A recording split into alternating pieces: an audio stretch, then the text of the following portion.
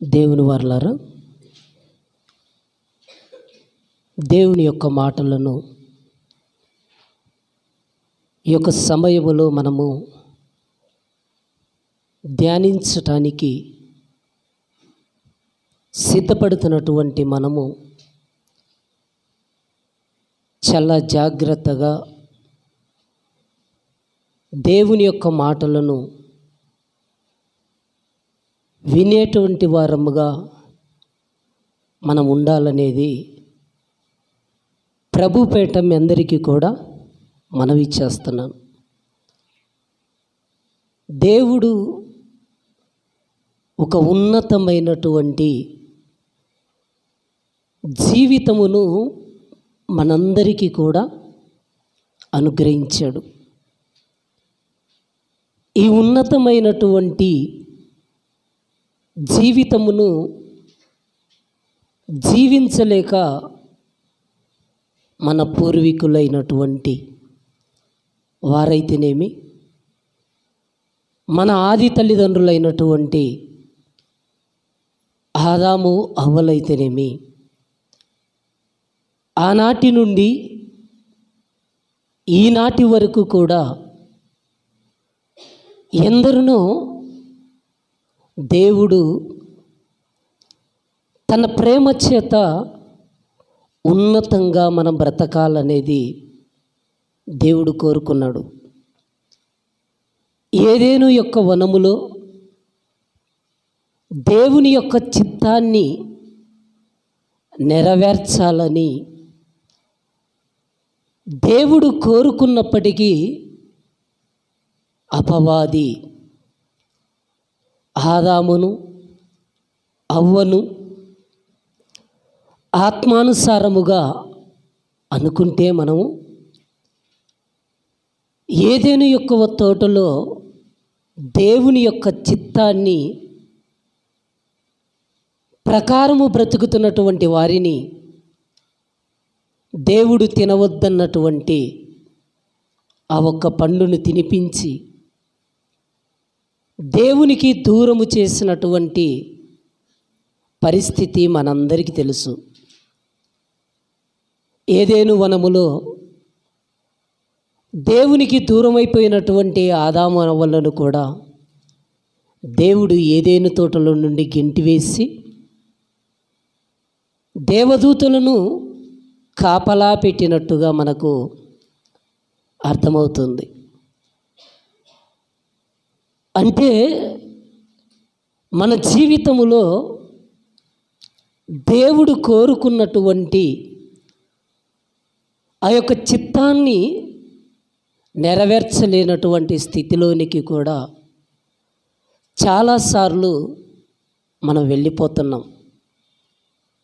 అలా వెళ్ళిపోతున్నటువంటి ఈ సమాజాన్ని దేవుడు మరలా బాగు చేయటానికి, ఆత్మానుసారముగా నడిపించటానికి దేవుడు తన కుమారుడైనటువంటి క్రీస్తును ఈ భూమి మీదికి పంపించాడు.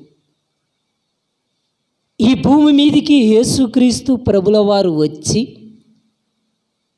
ప్రతి పాపి కొరకు తన అమూల్యమైనటువంటి ప్రాణాన్ని పెట్టి రక్తాన్ని చిందించి ప్రతి మనిషిని యొక్క పాపములో నుండి విడుదల కలిగించాడు. అలా విడుదల కలిగించాడు గనుకనే ఈరోజు ప్రభువు సన్నిధిలో ఆత్మానుసారముగా నడుచుకుంటున్నామన్నటువంటి స్థితిలో చాలామంది మనం ఉంటాం. ఎందుకు మనము ఆ రీతిగా మనం చెప్పుకుంటున్నామంటే, మన కోసం మన ప్రభువు ఈ భూమి మీదకి వచ్చి ప్రాణం పెట్టాడు, రక్తము కార్చాడు. ఇలా మనము చాలా సంగతులను గురించి మనం మాట్లాడుకుంటుంటాం. యేసుక్రీస్తు ప్రభుల వారు అనగానే లోకములో చాలామంది ఏమనుకుంటారంటే, ఏదో చిన్నగా చూసేవాళ్ళు కొందరైతే, దూషించేవాళ్ళు మరికొందరైతే, ప్రభువును అర్థము చేసుకోకుండా మాట్లాడేటువంటి వారు ఇంకొందరు. యేసుక్రీస్తు ప్రభుల వారు ఈ భూమి మీదికి వచ్చి ప్రతి మనిషి కొరకు తన ప్రాణమును పెట్టాడు, తన రక్తాన్ని చిందించాడు. ఇలా చిందించినటువంటి ఆయన, నేను తండ్రి పంపితే ఈ భూమి మీదకి వచ్చాను, నిత్య జీవం అనేది నా ద్వారానే వస్తుందని చెప్పాడు. నిత్య జీవము నా ద్వారానే అన్నాడు. ఇంకా మనం ఆలోచిస్తే, నేనే మార్గమును, నేనే సత్యమును, నేనే జీవమును, మార్గం అన్నాడు. ఇంతగా దేవుడు తన కుమారుని ద్వారా చెప్పుకుంటూ వస్తున్నప్పటికీ సమాజము గుర్తించలేనటువంటి పరిస్థితి, నిజదేవుణ్ణి తెలుసుకోలేనటువంటి పరిస్థితి.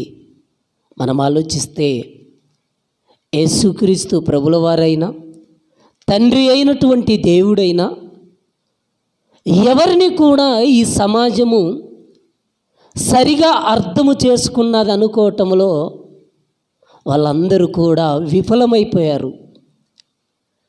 యేసుక్రీస్తు ప్రభుల వారిని, తండ్రి అయినటువంటి దేవుణ్ణి కానీ అర్థము చేసుకునేటువంటి దానికంటే అపార్థము చేసుకున్నటువంటి వారిలో ఎక్కువగా ఉండిపోయారు.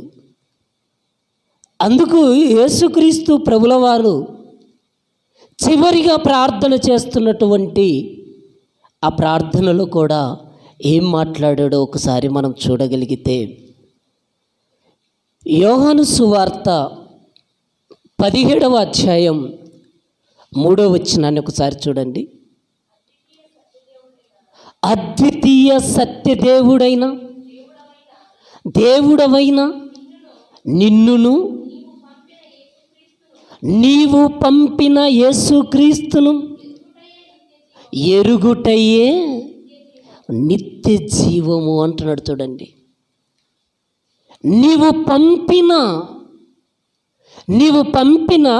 యేసుక్రీస్తును ఎరుగుటయే నిత్య జీవము అంటున్నాడు. చూడండి, నువ్వు పంపినటువంటి యేసుక్రీస్తు ప్రభుల వారిని ఎరగటము నిత్య జీవం అంటున్నాడు. చాలామంది నిత్య జీవానికి అపాత్రులుగా ఎంచబడుతున్నటువంటి వారు కూడా కనబడుతున్నారు.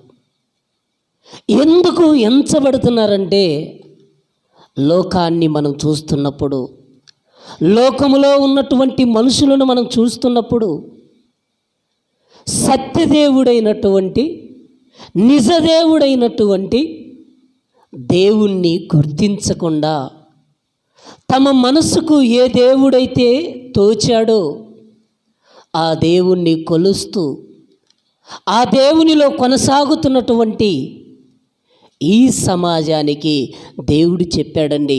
ఒకనాటి ఇశ్రాయేలులతో మొదలుకుంటే ఈనాటి బ్రతుకుతున్నటువంటి మనిషి వరకు దేవుడు చెప్పినటువంటి మాటలు బైబిల్లో మనం జాగ్రత్తగా ఆలకించగలిగితే, ఇర్మియా గ్రంథం 10వ అధ్యాయం 10వ వచనాన్ని ఒకసారి చూడండి.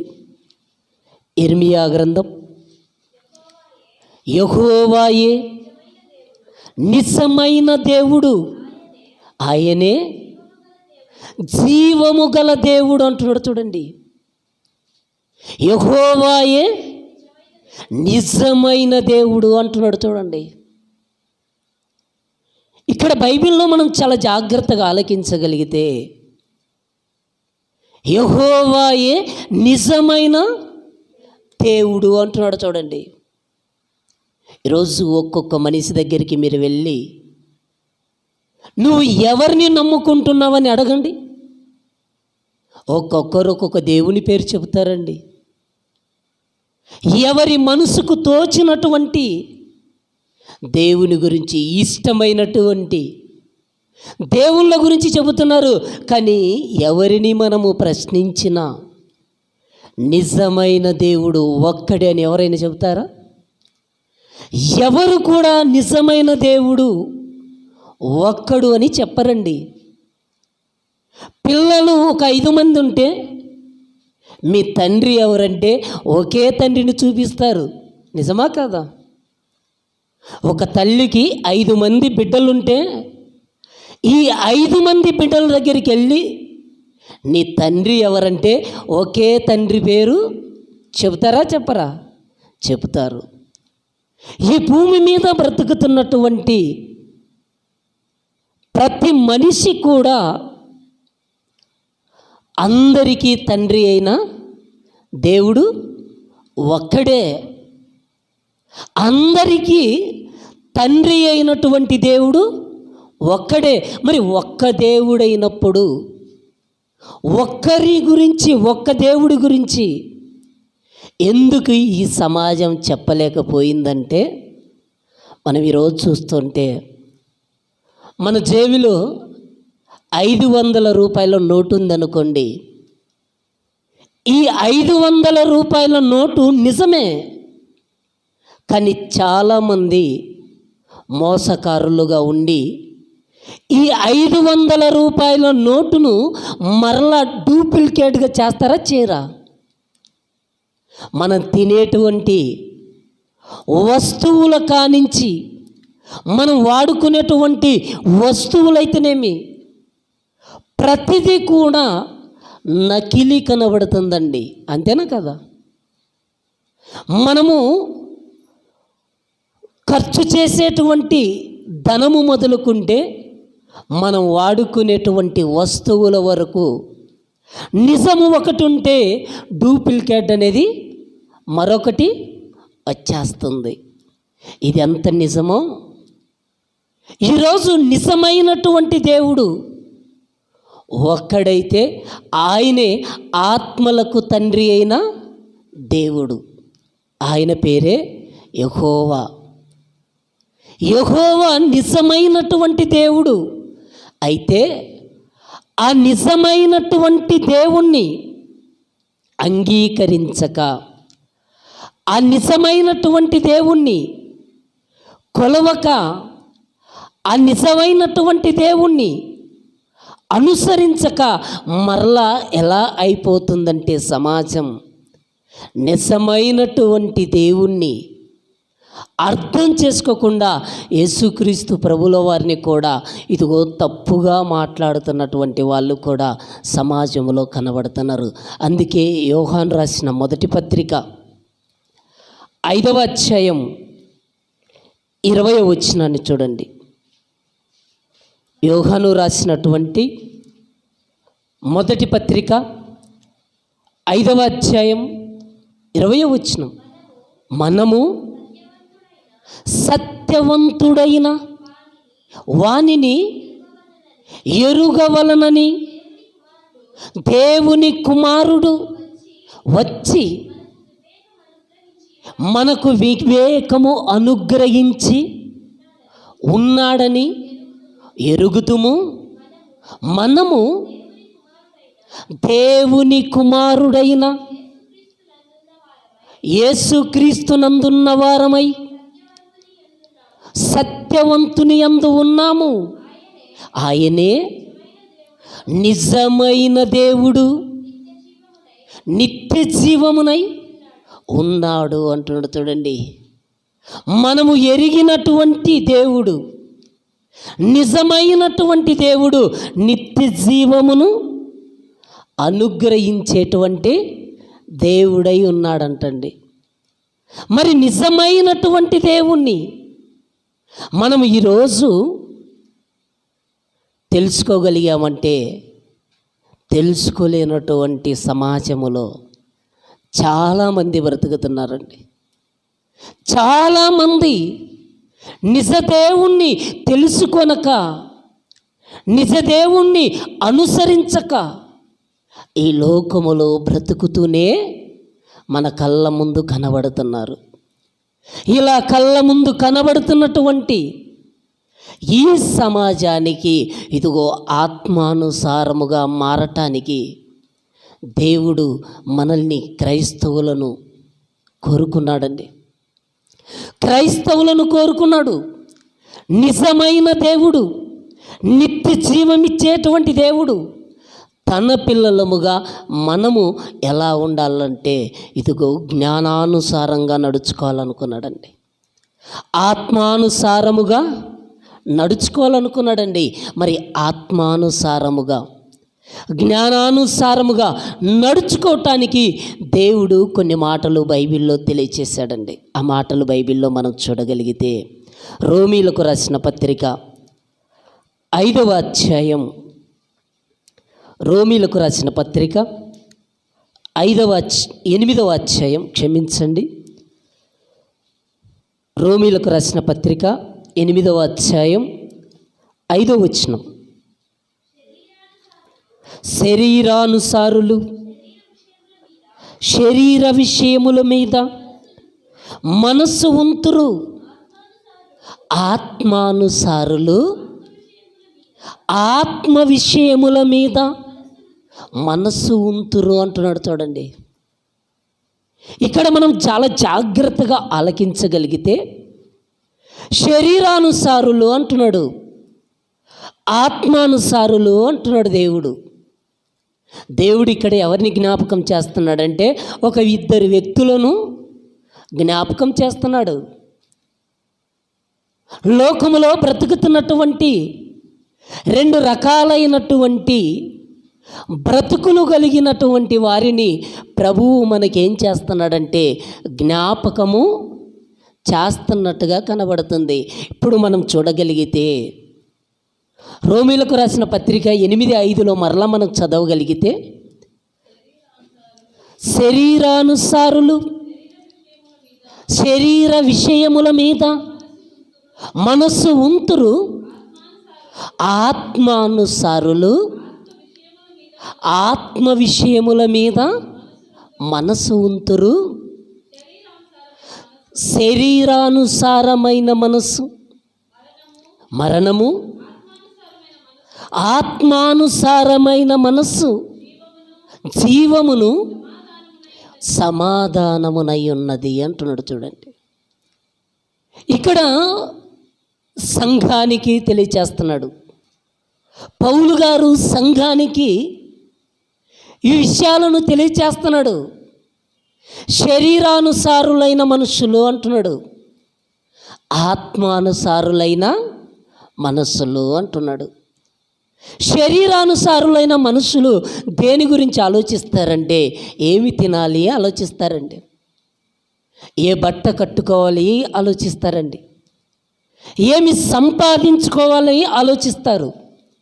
శరీరానుసారులు ఏం ఆలోచిస్తారంటే ఈ భూమి మీదనే స్థిరమనుకుంటారు గనక, ఈ భూమి మీదనే మనము శాశ్వతముగా ఉంటామనుకుంటారు గనక ఏం తినాలి, ఏమి తాగాలి, ఏమి ధరించుకోవాలి, ఏమి సంపాదించుకోవాలి, శరీరానుసారమైనటువంటి మనసు కలిగి ఉంటారంటండి. ఎందుకంటే దేవునిని నమ్ముకున్నటువంటి వాళ్ళు, అంతేనా కదా? దేవుణ్ణి తెలుసుకున్నటువంటి వాళ్ళ దగ్గరికి వెళ్ళిపోండి, వాళ్ళు ఏం చెప్తారు? అక్కడ ఒక ఇల్లు కొనాలి, అక్కడ పొలంను కొనాలి, అక్కడ నా కుమారుణ్ణి స్థిరపరచాలి. ఇలా శరీరానుసారులైనటువంటి మనస్సు కలిగిన వాళ్ళు, లోకానుసారముగా జీవిస్తున్నటువంటి వాళ్ళు అలా మనతో మాట్లాడుతూ ఉంటారు. అదే ఆత్మానుసారులైనటువంటి వాళ్ళు, ఆత్మానుసారులైనటువంటి మనస్సు కలిగిన వాళ్ళు ఏం ఆలోచిస్తారంటే, అమ్మో ఈరోజు దేవుని సన్నిధికి వెళ్ళాలి, ఈరోజు దేవుని యొక్క సన్నిధిలో దేవుడి యొక్క మాటలు నేను వినాలి. ఆత్మానుసారులుగా ఏం ఆలోచిస్తారంటే, ఇదిగో వాక్యం అనేది నన్ను బ్రతికింపచేసేది, వాక్యం అనేది నన్ను జీవింపచేసేది, వాక్యము సత్యము, వాక్యము జీవము. జీవమునై ఉన్నటువంటి వాక్యాన్ని నేను వినాలని ఆత్మానుసారముగా ఉన్నటువంటి వాళ్ళు అనుకుంటారంటండి. ఆత్మానుసారంగా ఎప్పుడైతే మనం బ్రతుకుతామో అప్పుడు మన జీవితంలో నేను వాక్యం వినాలి, నేను వాక్యానుసారంగా జీవించాలంటే ప్రభువు యొక్క సన్నిధికి వెళ్ళాలి అనేటువంటి ఆలోచన వచ్చేస్తుందండి. ఒకవేళ ఆత్మానుసారమైనటువంటి జీవితం మనలో లేకపోతే దేవుని సన్నిధికి మనం రావటానికి ఇష్టపడమండి. మనం రక్షణలోనికి రావచ్చు, మనం దేవుల్లో కొనసాగుతుండొచ్చు. సమాజంలో కూడా మనం చెప్పుకుంటాం. ఏమని చెప్పుకుంటామో తెలుసా? నేను బాప్తిసం తీసుకొని 2 సంవత్సరాలు అయిందండి, 3 సంవత్సరాలు అయిందండి, నేను పలాని సేవకుడి దగ్గర నేను బాప్తిసం తీసుకున్నానండి అని గొప్పగా చెప్పుకుంటారే కానీ ప్రభువు యొక్క సన్నిధికి మాత్రం రాలేనటువంటి పరిస్థితి కనబడుతుంటుంది. ఎందుకు కనబడుతుంటుందంటే ఆత్మానుసారముగా ఆరంభించి శరీరానుసారముగా ముగించుకోవటానికి సిద్ధపడుతున్నటువంటి మనుషులు ఎలా అయిపోతుంటారంటే దేవుని యొక్క సన్నిధికి రాలేకపోతుంటారంట.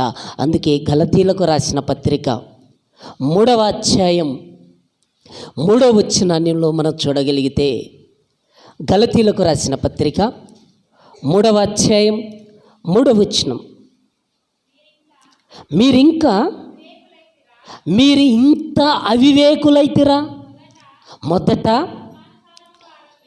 ఆత్మానుసారముగా ఆరంభించి ఇప్పుడు శరీరానుసారముగా పరిపూర్ణులవుదురా అంటున్నాడు. చూడండి, ఈరోజు చూడండి, సంఘమును చూడండి, సమాజాన్ని చూడండి, చాలామంది దేవుని యొక్క సన్నిధానంలోనికి వెళ్తున్నటువంటి వారి జీవితాలు చూడండి. మొదట ఆత్మానుసారముగా ఆరంభించి ఇప్పుడు శరీరానుసారముగా పరిపూర్ణులవుదురా అంటున్నాడండి. లోకములో చాలామంది ఏమైపోతున్నారంటే దిగజారిపోతున్నారండి. ఆత్మీయ జీవితంలో దిగజారిపోతున్నారు. ఈ లోకాశలతో సాతాను ఏం చేస్తుందండి? ఈడ్చుకొని వెళ్ళిపోతుందండి. దాన్ని గ్రహించే వాళ్ళు కూడా ఎవరో కొందరు ఉంటారండి. దాన్ని గ్రహించేటువంటి వాళ్ళు కూడా కొందరే. ఈ మాట నిజమే కదా, నా జీవితంలో నేను మొదట ఆత్మానుసారముగా ఆరంభించాను, ఇప్పుడు శరీరానుసారంగా ఉన్నానని తెలుసుకున్నటువంటి వాళ్ళు దేవుని యొక్క సన్నిధానంలోనికి వస్తారు. అది తెలుసుకున్నటువంటి వాళ్ళు ఎప్పటికీ కూడా దేవుని యొక్క సన్నిధిలో కనిపించలేరంటండి, కనిపించరు కూడా. ఈరోజు మనం ఆలోచిస్తే దేవుని యొక్క రక్షణను కలిగి ఉన్నటువంటి వాళ్ళు కూడా ఈరోజు మరలా లోకములో కలిసిపోతున్నారు.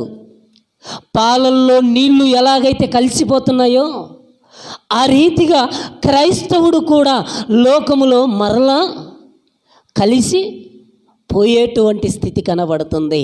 అలా మన కళ్ళ ముందు ఎందరో కలిసిపోతున్నారండి.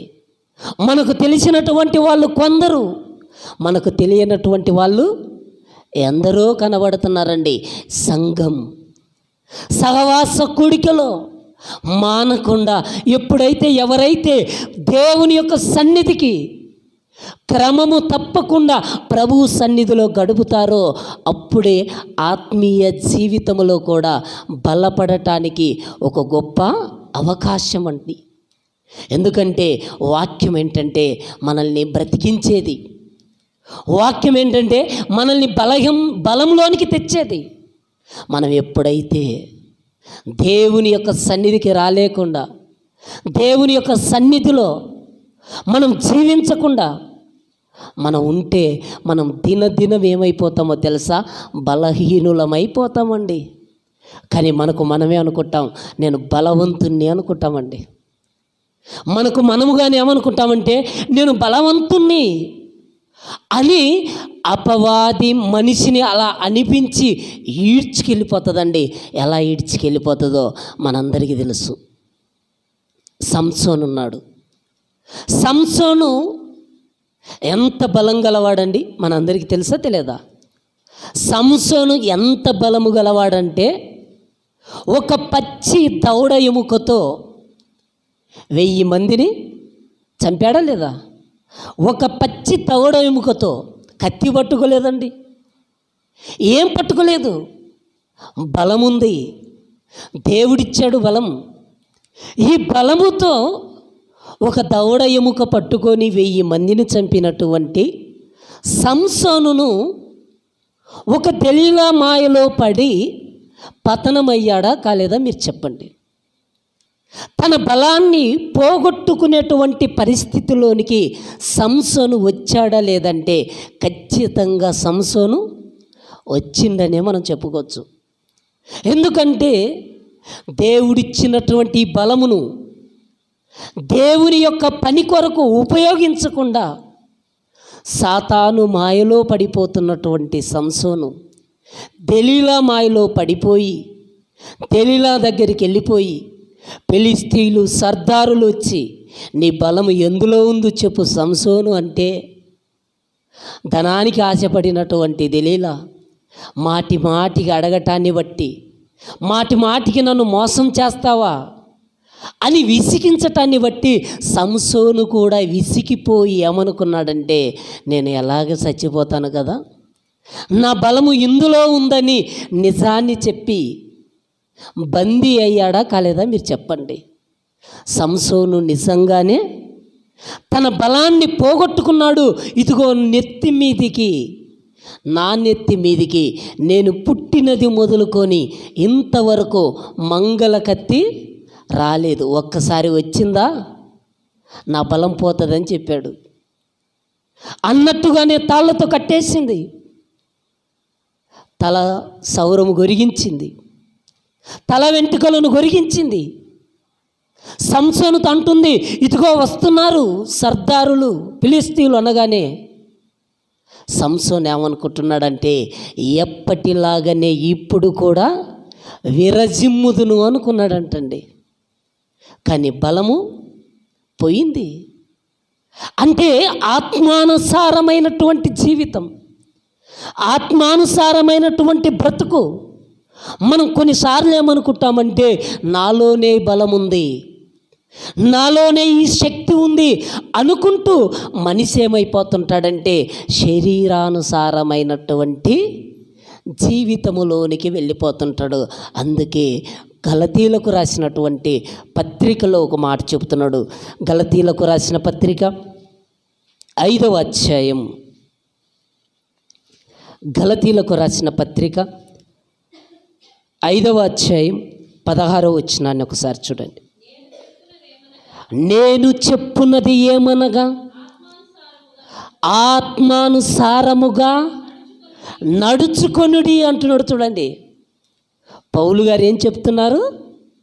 నేను చెప్పున్నది ఏమనగా అంటున్నాడు. చూడండి, పౌలు గారు సంఘానికి చెబుతున్నాడు, నేను చెప్పున్నది ఏమనగా ఆత్మానుసారముగా నడుచుకొనుడి, అప్పుడు మీరు శరీరేచ్ఛలను నెరవేర్చరు అంటున్నాడు. చూడండి, ఏమండి, ఆత్మానుసారముగా నడుచుకోవడం కష్టమా, శరీరానుసారముగా నడుచుకొనటం కష్టమా? ఆత్మానుసారంగా నడుచుకోవటమే చాలా కష్టం. శరీరానుసారంగా ఏముందండి, అంత ఈజీ. లోకంలోనికి వెళ్ళామనుకోండి, ఒకరి పక్కన మనం కూర్చున్నామనుకోండి, శరీరానుసారమైనటువంటి ఆలోచన వచ్చేస్తుంది, శరీరానుసారమైనటువంటి మనసు వచ్చేస్తుంది. అందుకే దేవుడు ఏమంటాడంటే, విశ్వాసికి అవిశ్వాసితో ఏమీ సాంగత్యము అంటున్నాడు. చూడండి, సాంగత్యం అనేది చేయకూడదు. దేవుని పిల్లలమైనటువంటి మనము ఎవరితో మనం సహవాసము చేయాలంటే దేవుని పిల్లలతోనే మనము చెయ్యాలి. ఈరోజు సాంగత్యాన్ని మనం ఆలోచిస్తే గుడిలో ఉన్నప్పుడు దేవుని పిల్లలతో మనం సహవాసం కలిగి ఉంటాము. గుడి నుంచి బయటికి వెళ్ళిపోయిన తర్వాత మన ఇంటి పక్కన ఉన్న వాళ్ళంతా కూడా ఇదిగో శరీరానుసారులైనటువంటి మనుషులు, క్రీస్తు ప్రభుల వారిని స్వరక్షకుడిగా అంగీకరించినటువంటి వారు, రక్షణ జీవితము కలిగినటువంటి వారు కాదు, రక్షణ యొక్క విలువ తెలిసినటువంటి వాళ్ళు కాదు. మరి అలాంటి వారితో మనం ఎప్పుడైతే సహవాసం అనేది మనం చేస్తామో అప్పుడు మనం ఏమైపోతామంటే మనము కూడా మన ఆత్మీయ జీవితములో దిగజారిపోతామంటండి. అలా దిగజారిపోకుండా ఉండాలంటే దేవుడు అంటున్నాడు, మీరు నా సన్నిధిలో ఉండాలి, నా సన్నిధిలో మీరు ఉండాలి, నా పిల్లలతో మీరు ఉండాలి. అలా ఉండాలంటే ఏమంటున్నాడంటే మీరు సహవాసము కలిగి ఉండాలంటాడండి. ఆత్మానుసారముగా మనము నడుచుకోవాలంటే ఎవరితో సహవాసం చేస్తున్నాం? దేవుడు అంటాడు, తిండిబోతులతోనైతే నువ్వు సహవాసం చేయొద్దంటాడు, తాగుబోతులతో అయితే నువ్వు సహవాసము చెయ్యొద్దంటాడు. దేవుడు ఎవరితో సహవాసము చేయమంటున్నాడంటే ఇదిగో దేవుని యొక్క చేత ఎవరైతే ఎన్నుకోబడ్డారో, ఎవరైతే క్రీస్తు రక్తము చేత కడగబడ్డారో వాళ్ళ చేతనే నీవు సహవాసం అనేది చేయాలంటాడండి. ఆ సహవాసాన్ని గురించి యోబు గ్రంథం 22వ అధ్యాయం 21వ వచనం కాంచి ఒకసారి చూడండి. యోబు గ్రంథం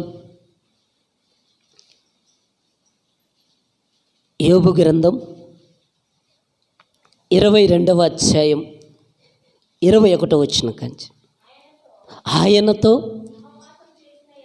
ఆయనతో సహవాసము చేసిన ఎడల నీకు సమాధానము కలుగును, అలాగున నీకు మేలు కలుగును, ఆయన నోటి ఉపదేశమును అవలంబించుము, ఆయన మాటలను నీ హృదయంలో ఉంచుకొనుము, సర్వశక్తుని వైపు నీవు తిరిగిన ఎడల నీ గుడారములో నుండి దుర్మార్గతను దూరముగా తొలగించిన ఎడల నీవు అభివృద్ధి పొందేదవు అంటున్నాడు. చూడండి, దేవుడు ఇక్కడ ఎన్నో విషయాలను మనకు తెలియచేస్తున్నాడు. ఆత్మీయత గురించి తెలియచేస్తున్నాడు. ఆత్మీయతలో మనం అభివృద్ధి చెందాలంటే ఎన్నో విషయాలను ఇక్కడ యోబు గారు మనకు జ్ఞాపకం చేస్తున్నట్టుగా కనబడుతుంది. గంధకర్త ఇక్కడ మనకు తెలియచేస్తున్నట్టుగా కనబడుతుంది. నీ గుడారములో నుండి దుర్మార్గతను దూరముగా తొలగించుకోనమంటున్నాడండి. కొన్నిసార్లు మనం ఏం చేస్తుంటామంటే ఒక పండు, ఒక అరటి పండు అయినా సరే బాగుందనుకోండి, బాగున్న పండును బాగలేని పండును రెండు పక్కన పెట్టండి. ఒక రోజు తర్వాత ఏమైపోతుంది, త్వరగా ఆ బాగున్న పండు కూడా చెడిపోవటానికి అవకాశం ఉందండి. మీరు జామకాయలు అయితేనేమి ఏ పండైనా సరే అండి, ఒక మంచి పండు దగ్గర చెడిపోయినటువంటి పండును మీరు పెడితే ఖచ్చితంగా ఆ పండు కూడా ఇంకో మంచి పండును కూడా చెడిపేస్తుందండి. అందుకే దుష్ట సాంగత్యము మంచి నడవడికను చెరుపును అంటున్నాడండి. ఈరోజు మనం మంచిగా ఉండొచ్చండి, నేను మంచిగా ఉన్నాను కదా అని చాలాసార్లు మనం అనుకుంటుంటామండి. నా ఎమ్మటి చాలామంది ప్రార్థనకు తిరిగారండి. ప్రారంభంలో ఒక వ్యక్తి మన దగ్గర ఆటో లేనప్పుడు మనతో ఒక ఆటో వ్యక్తి పరిచయం అయ్యాడండి. అతను చిన్నగా మన అమ్మటిచ్చాడు. ఆయా ప్రాంతాలలో వాక్యం విన్నాడు. ఆ తర్వాత అనిపించాడు, అన్న నేను కూడా ఇంకా పరిపూర్ణంగా ఉండాలనుకుంటున్నాను, నేను కూడా మారాలనుకుంటున్నాను అని చెప్పాడండి. చాలా మంచి వాక్యం చెబుతున్నావు, నేను కూడా పరిపూర్ణంగా మారిపోతాను అన్నాడు. తర్వాత ఇక నేను తాగను, నేను ఏం చేయను అన్నాడండి. మరలా ఏం చేశాడంటే, నాతో ఆటోలో ప్రయాణంలో వెళ్తున్నప్పుడు అక్కడి దాకా వెళ్ళేదాకా, ఆ గ్రామం దాకా వెళ్ళి మరల ఇంటికి వచ్చేదాకా అతడు మాటలలో ఏం చెప్తున్నాడో తెలుసా? నేను తాగను, కానీ నేను ఎవరితో పాటు ఉన్నానో తెలుసా? నేను తాగే వారితోనే ఉన్నాను, నేను అసలు తాగనన్నాడండి. అన్న ఖచ్చితంగా నువ్వు మరలా వాళ్ళ వైపుకి వెళ్ళిపోతావు. నువ్వు వాళ్ళ వెంబడి వాళ్ళ సహవాసం అనేది దుష్ట సాంగత్యము మంచి నడవడికను చెడిపేస్తుంది. మీరు వాళ్ళతో పాటు వెళ్ళొద్దన్నా అంటే నా తన్నాడు, ఏంటి మోషన్న నువ్వు కూడా అట్టంటావు? నేను అస్సలు వాళ్ళతో తిరిగినా, వాళ్ళతో నేను నడుచుకున్నా, నేను వాళ్ళు తాగినట్టుగా వాళ్ళు ఉన్నట్టుగా నేను ఉండనన్నాడండి. అలా అన్న 6 నెలలకే మరలా ఏమైపోయాడో తెలుసా? తాగాడండి, వాళ్ళతో పాటు తిరిగాడు, వాళ్ళతో పాటు వెళ్ళిపోయాడు. మరొక గ్రామానికి వెళ్ళటానికి నేను ప్రార్థనకి వెళ్దాం రాని ఫోన్ చేస్తే వస్తానంటాడే తప్ప రాడండి. ఆ స్థితిలోనికి మనిషి వెళ్ళిపోతాడండి. అంటే చాలాసార్లు అనుకోవచ్చు, మనిషి అనుకుంటాడు నేను తాగే వాళ్ళతో తిరిగినా, నేను మోసం పోను అనుకుంటాడే, కానీ ఖచ్చితంగా వాళ్ళతో పాటు ఉన్నప్పుడు చెడిపోవటానికి అవకాశం అనేది ఉంది. అలా ఉన్నటువంటి స్థితిలో నుంచి దేవుడు మనకు చెబుతున్నాడు. యోబు గ్రంథం 22వ అధ్యాయమును మరలా మనం 20వ వచ్చిన కంచి ఒకసారి చదవండి. నీతిమంతులు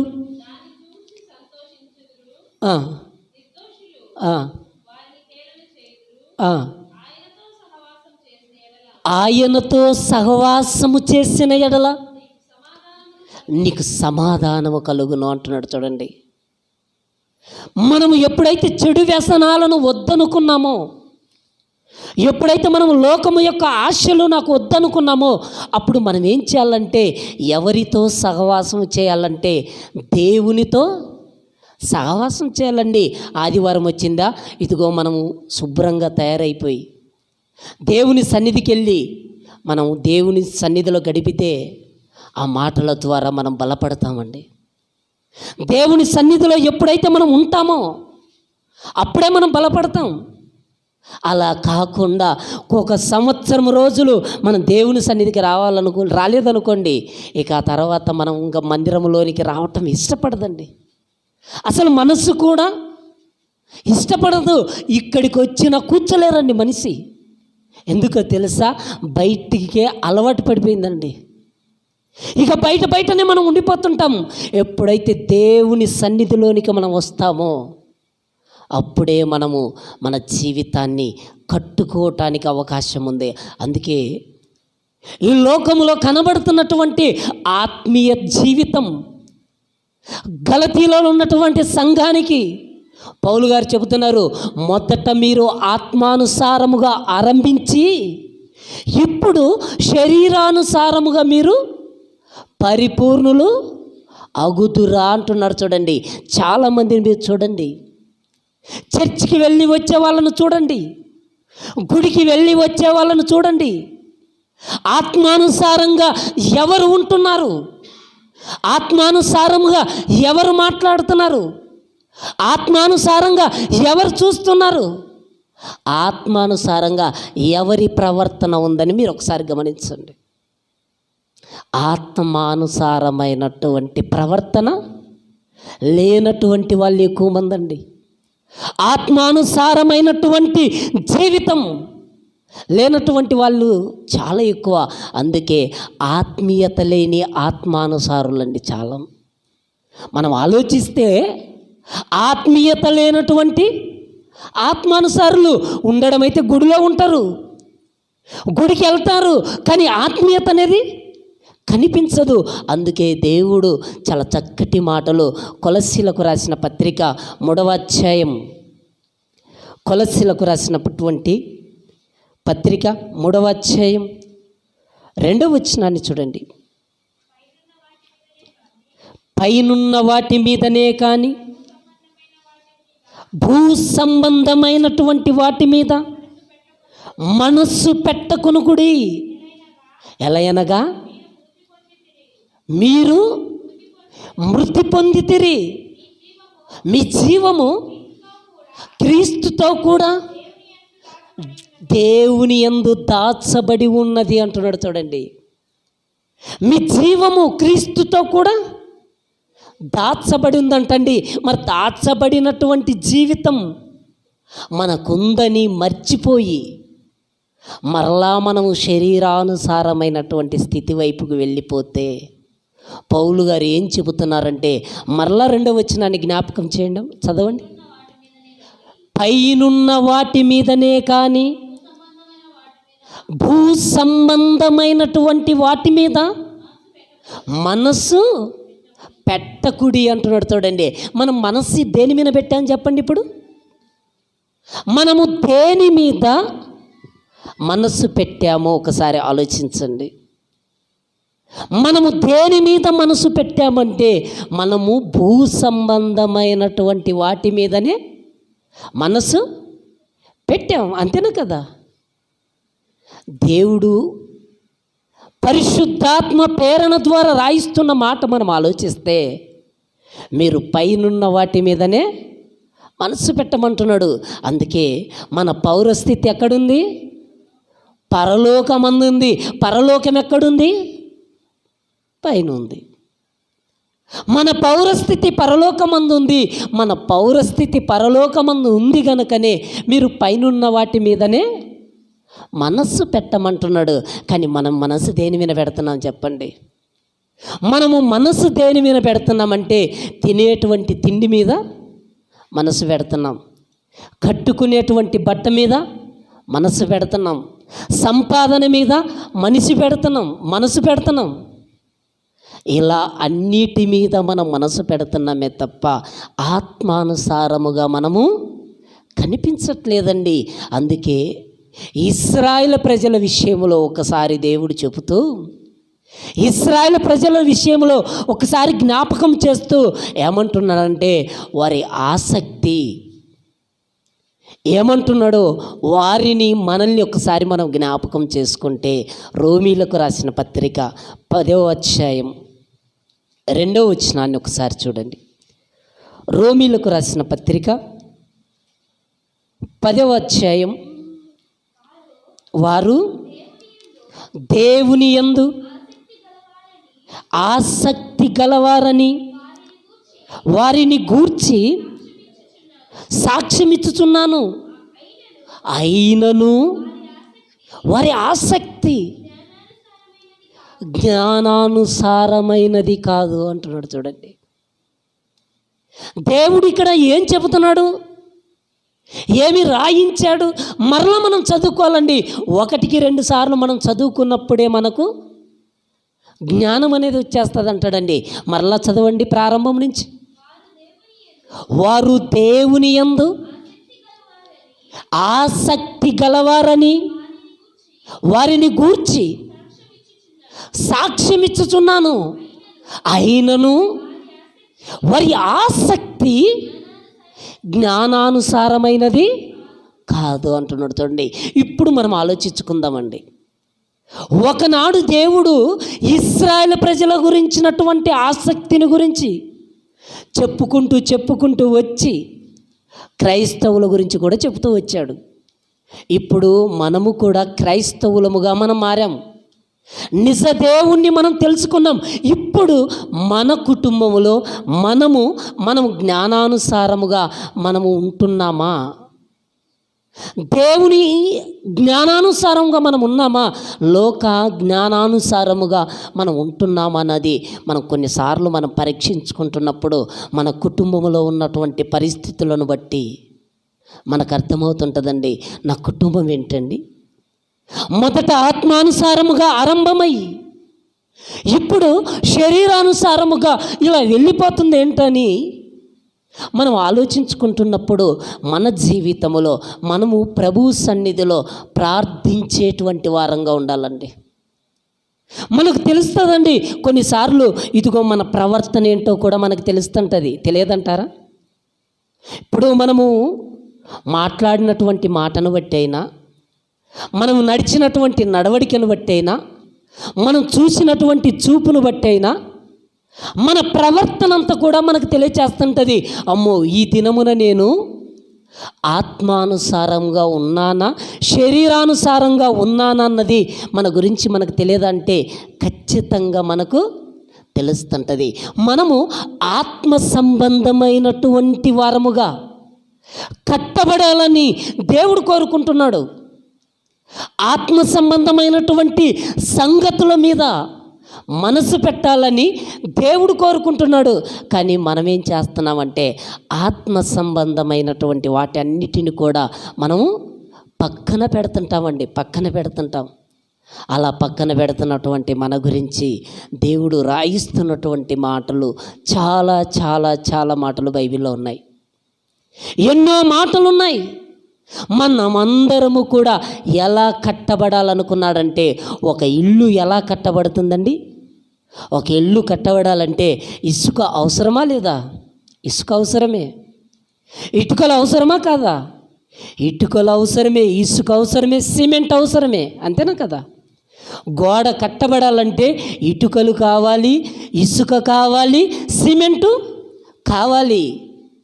ఒక గోడ ఎలాగైతే కట్టబడుతుందో మనమందరము కూడా ఆత్మ సంబంధంగా కట్టబడాలంట, ఆత్మానుసారంగా అభివృద్ధి చెందాలంట. అదే దేవుడు బైబిల్లో రాయించాడు. ఎఫెసీయులకు రాసిన పత్రిక 2వ అధ్యాయం 22వ వచనాన్ని ఒకసారి చూడండి. ఆయనలో మీరు కూడా ఆత్మ మూలముగా దేవునికి నివాస స్థలమై ఉండుటకు కట్టబడుచున్నారు అంటున్నాడు. ఎవరికి నివాస స్థలం చెప్పండి? ఇప్పుడు పోయిన వారమే చెప్పాను, దేవుని నివాసము మందిరమా మానవుడా? మందిరమా మానవుడంటే మానవుడు అని మనము తెలుసుకున్నాం. మనము జీవము గల దేవుని ఆలయమై ఉన్నాము.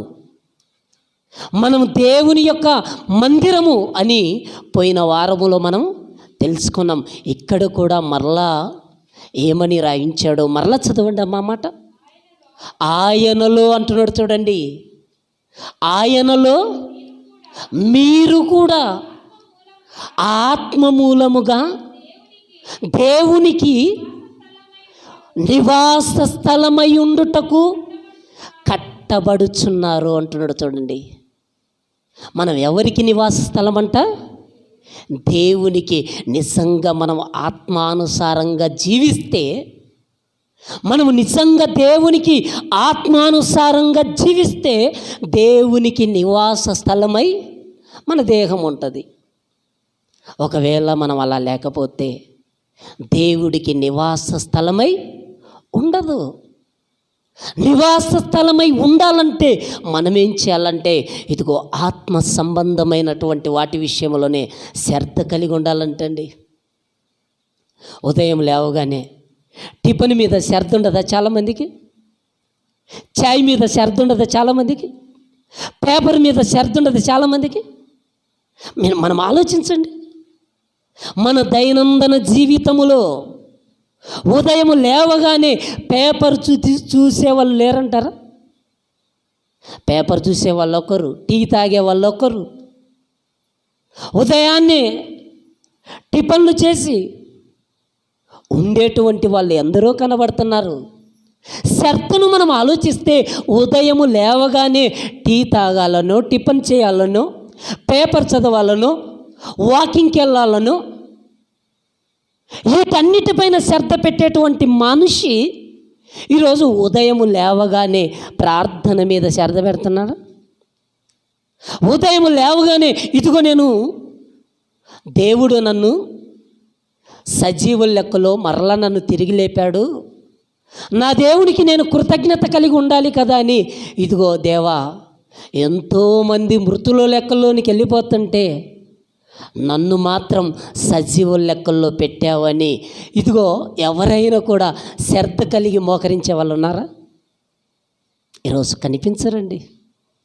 అసలు ఉదయకాలమున ఇంకా కాసేపు నిద్రపోతే బాగుంటుందిలే అనుకుంటారండి, అంతేనా కదా? ఇప్పుడు అందులో చలికాలం అనుకోండి, దగ్గర పడుతుంది.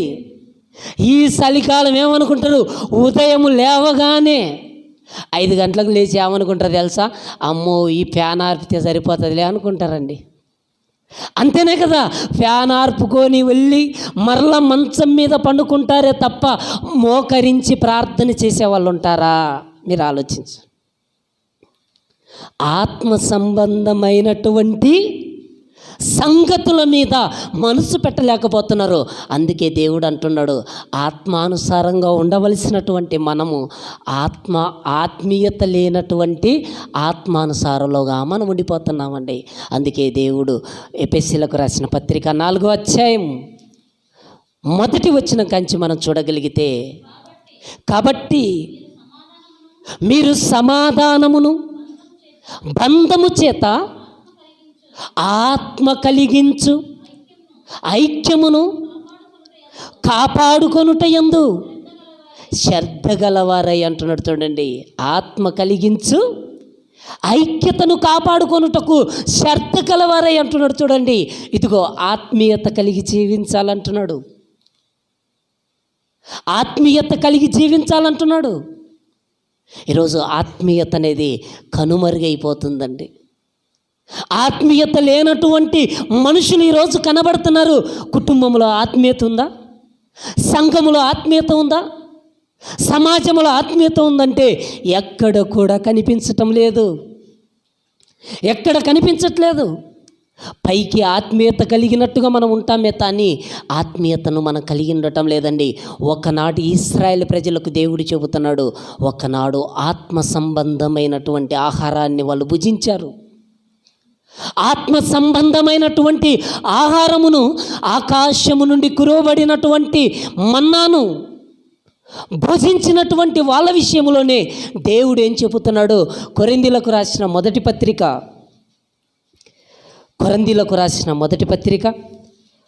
10వ అధ్యాయం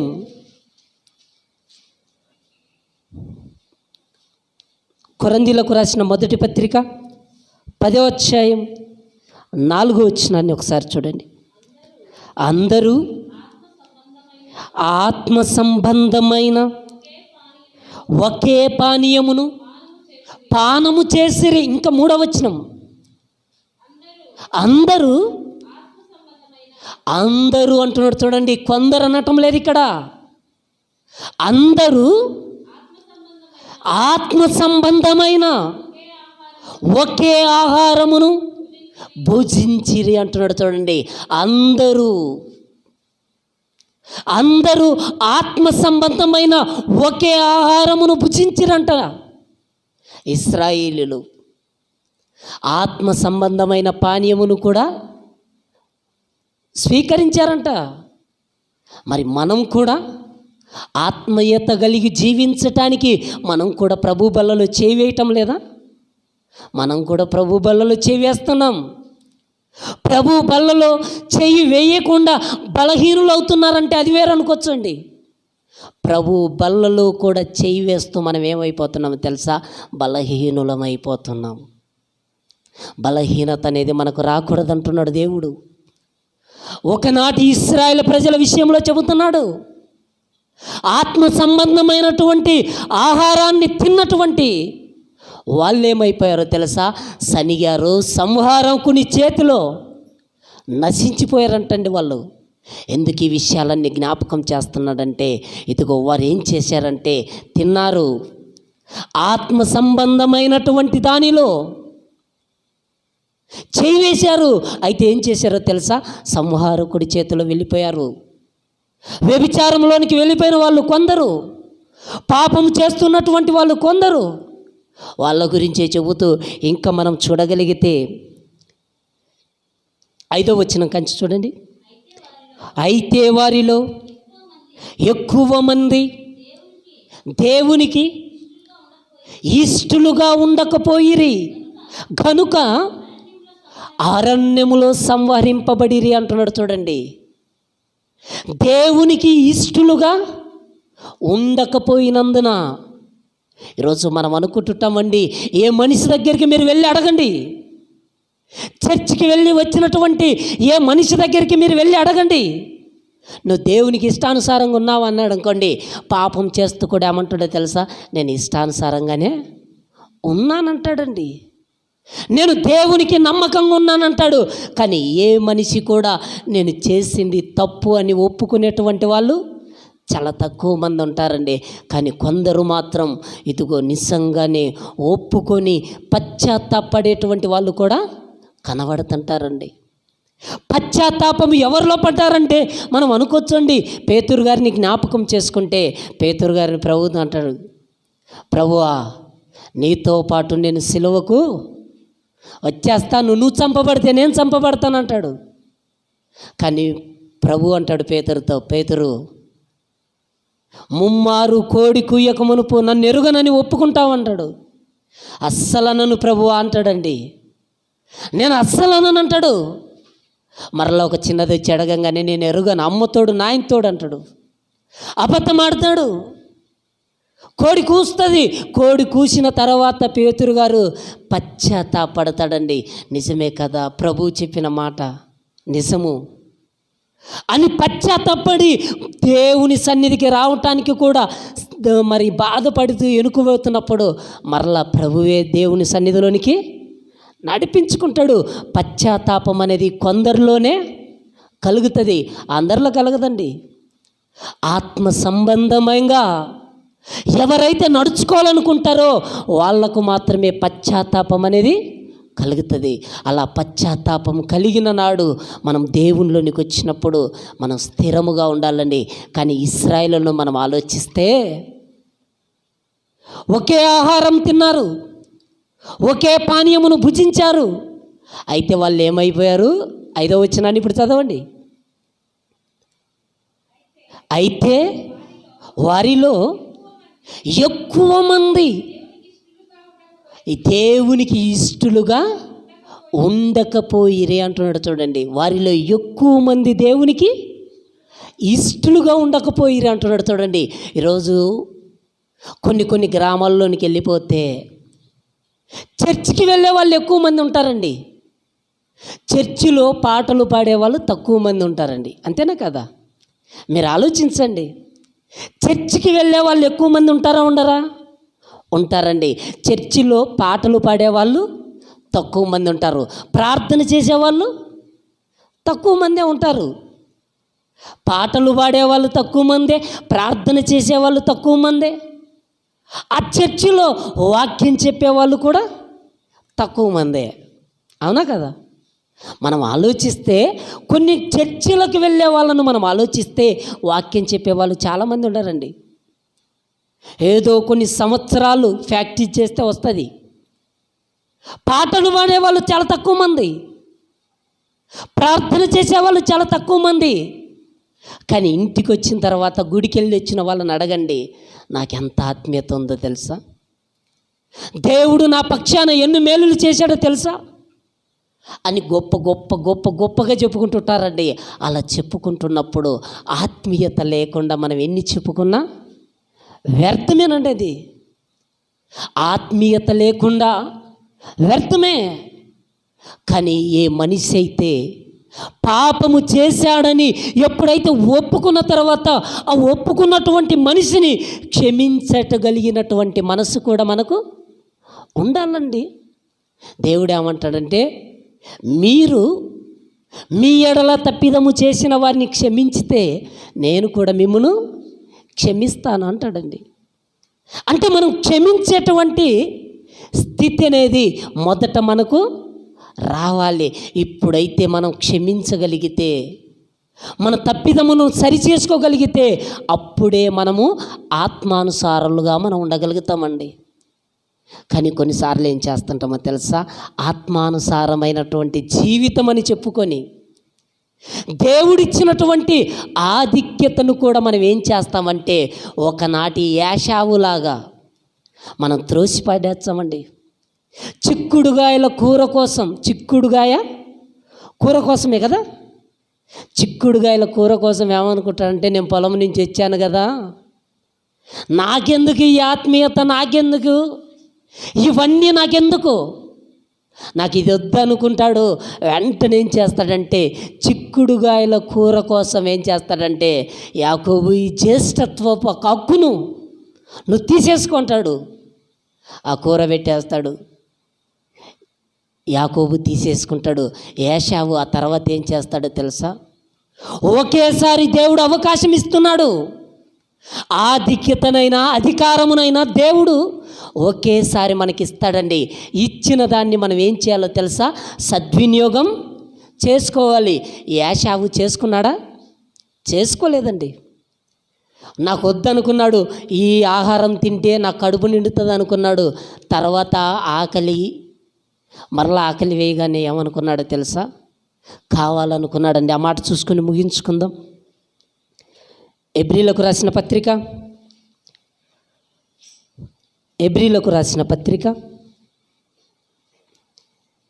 12వ అధ్యాయం 16వ వచనాన్ని ఒకసారి చూద్దాం. ఒక్క పూట కూటి కొరకు తన జ్యేష్ఠత్వపు హక్కును అమ్మివేసిన ఏశావు వంటి భ్రష్టుడునైనను వ్యభిచారి అయినను ఉండునేమో అనియు జాగ్రత్తగా చూసుకొనుడి అంటున్నాడు. చూడండి, దేవుడు మనకు చెప్తున్నాడు. ఏశావు వంటి భ్రష్టుడైనను వ్యభిచారైనను ఉండునేమో అని జాగ్రత్తగా చూసుకొనుడి. ఇంకా కిందికి, ఏశావు ఆ తరువాత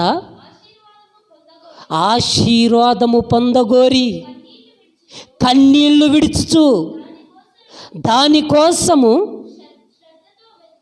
శ్రద్ధతో వెతికినను మారు మనసు పొందని అవకాశము దొరకక విసర్జింపబడినని మీరెరుగుదురు అంటున్నాడు. చూడండి, దేవుడు అందరికీ ఒక అవకాశం ఇస్తుంటాడండి. దేవుడు మనల్ని క్షమించాడు అనుకుంటే, మనము కూడా ఒకరి చేత క్షమింపబడ్డామనుకుంటే, మనం ఏం చేయాలంటే వచ్చినటువంటి అవకాశాన్ని మనము సద్వినియోగం చేసుకోవాలి అంటున్నాడు. ఏశావులో మనం ఆలోచిస్తే చేదైనటువంటి వేరు మొలిచింది. ఏశావులో ఏమి మొలిచిందంటే చేదైనటువంటి వేరు మొలిచింది. ఏమనుకుంటున్నాడో తెలుసా? నాకెందుకు ఈ జ్యేష్ఠత్వపు హక్కు? దీనివల్ల నాకు ఏమి ప్రయోజనం? దీనివల్ల నాకు ఏం కలిసి వస్తుంది అనుకుంటున్నాడేమో. 15వ వచనాన్ని ఒకసారి చూడండి. మీలో ఎవడైనను దేవుని కృపను పొందకుండా తప్పిపోవునేమో అనియు చేదు ఏదైనను మొలిచి కలవరపరచుట వలన అనేకులు అపవిత్రులై పోవుదురేమోని ఒక్క పూట కూటి కొరకు జ్యేష్ఠత్వపు హక్కును అమ్మివేసిన ఏశావు వంటి. చాలమ్మ, ఎంత మాట చూడండి ఇక్కడ. ఒక్క పూట కూటి కొరకు జ్యేష్ఠత్వపు హక్కును అమ్మివేసుకున్నాడు. ఇదిగో భ్రష్టత్వంలోనికి వెళ్ళిపోయినట్టుగా కనబడుతుంది. ఆత్మీయత లేనట్టుగటువంటి జీవితంలోనికి వెళ్ళిపోతున్నాడు. దేవుడేమో హక్కునిచ్చాడు, ఆశీర్వాదాన్ని పొందేటువంటి హక్కును. కానీ ఏశావే దానిని చేతులారా పోగొట్టుకున్నాడా? పోగొట్టుకున్నాడు. కనుక మన జీవితంలో కూడా మనము క్రీస్తులోనికి వచ్చాం. మన పాపములను మనం ఒప్పుకున్నాం. పవిత్రపరచబడిన వారంగా మనం మార్చబడ్డాం. ఆయన ఇచ్చినటువంటి రక్షణను మనము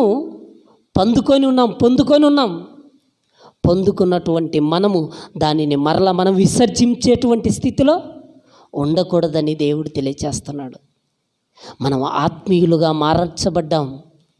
ఆత్మీయతలో కొనసాగుతున్నాం. మనం దేవుని పిల్లలం, ఆత్మీయులం, ఆత్మ సంబంధులుగా ఉన్నాం. ఆత్మీయతలో మనం లేకుండా మరలా శరీరానుసారులుగా మనం జీవిస్తే మన జీవితం వ్యర్థమైపోతుందండి. కానీ చాలామందిని మనం ఆలోచించుకుంటే గలతీలో ఉన్నటువంటి సంఘాన్ని మనం జ్ఞాపకం చేసుకుంటే మొదట ఆత్మానుసారులుగా ఆరంభించి ఇప్పుడు శరీరానుసారులుగా పరిపూర్ణులవుదురా అంటున్నాడంటే ఆత్మీయత లేని ఆత్మానుసారులు ఆనాడు కనబడుతున్నారు. ఈనాడు మరలా మనలో అది కనబడకుండా మనం జాగ్రత్త పడటానికి దేవుడు ఈ దినమున మరల మనకు జ్ఞాపకం చేశాడేమో ఆలోచించండి. ఈరోజు మనము తెలుసుకున్నటువంటి ఈ పాఠానికి పేరేం పెట్టుకుంటారంటే ఆత్మీయత లేని ఆత్మానుసారులు. ఇది పెట్టుకోండి. మనము ఒకవేళ ఆత్మీయత లేకుండా మరల మనం శరీరానుసారంలోనికి ఒకవేళ వెళ్ళిపోతే ఈ దినమున ప్రభు యొక్క సన్నిధిలో, దేవా నేను పాపపు జీవితాన్ని జీవించి మీరిచ్చేటువంటి ఆ ధన్యకరమైనటువంటి భాగ్యాన్ని నేను కోల్పోయానని ఒక్కసారి ప్రభువా నేను పాపినని ఒప్పుకొని ప్రభు సన్నిధిలో కన్నీరు కార్చి మరలా మన దగ్గరికి వస్తున్నటువంటి ప్రభు బల్లలో మనం చేయి వేసినట్టయితే, ఎప్పుడైతే మనము ప్రభు బల్లలో పాలు పొందితే అప్పుడు ఏమంటాడో తెలుసా? నా శరీరము తిని నా రక్తము త్రాగువాడే నిత్య జీవం గలవాడు అంటాడండి. చూడండి ఆ మాట కూడా చివరిగా ఎందుకు, యోహాను సువార్త 6వ అధ్యాయం 54వ వచనం. యోహాను సువార్త 6వ అధ్యాయం 54వ వచనం. నా శరీరము తిని నా రక్తము త్రాగువాడే నిత్య జీవము గలవాడు అంటున్నాడు. చూడండి, నా శరీరము తిని నా రక్తము త్రాగువాడే నిత్య జీవం గలవాడు అంటున్నాడు. చూడండి, దేవుడు మరలా మనకు అవకాశాన్ని ఇస్తున్నాడు. ఆత్మీయతను మనం ఒకవేళ దిగజారిపోతే మరలా ఆత్మీయను మరలా మనం పొందుకోవటానికి, దేవుడిచ్చేటువంటి పరిశుద్ధాత్మను పొందుకోవటానికి మరలా ప్రభు బల్లలో చేయి వేసేటువంటి భాగ్యాన్ని దేవుడు మనకు ఇస్తున్నాడు అనేది మనం జ్ఞాపకం చేసుకోవాలి. మనం ఇంతవరకు ఆలోచించిన మాటల్లో ప్రారంభమే మనం చూసుకున్నాము. యెహోవాయే నిజమైన దేవుడు, యేసుక్రీస్తు ప్రభువే నిత్య జీవము గలవాడు. ఆయన నిజమైన దేవుడు, నిత్య జీవము గలవాడు. కనుక మనము కూడా నిత్య జీవానికి వారసత్వాన్ని పొందుకోవాలంటే మనం ఏం చేయాలంటే ఆత్మీయతలో కొనసాగాలి. ఒకవేళ ఆత్మీయతను మనం పోగొట్టుకొని ఆత్మీయతను మనం కోల్పోతే మనము ఆత్మీయత లేని ఆత్మానుసారంలోగానే మిగిలిపోతాం. అలా కాకుండా ప్రభు బలలో చేయి వేసి, ప్రభువా నేను పాపిని, ఇంకొకసారి నేను అలా చేయనని ఒప్పుకొని ప్రభు బలలో చేయి వేయటానికి యోగ్యమైనటువంటి రీతిలో మనమందరము కూడా సిద్ధపడాలి. దేవుడు ఈ మాటలు దీవించునుగాక. మనమందరము కూడా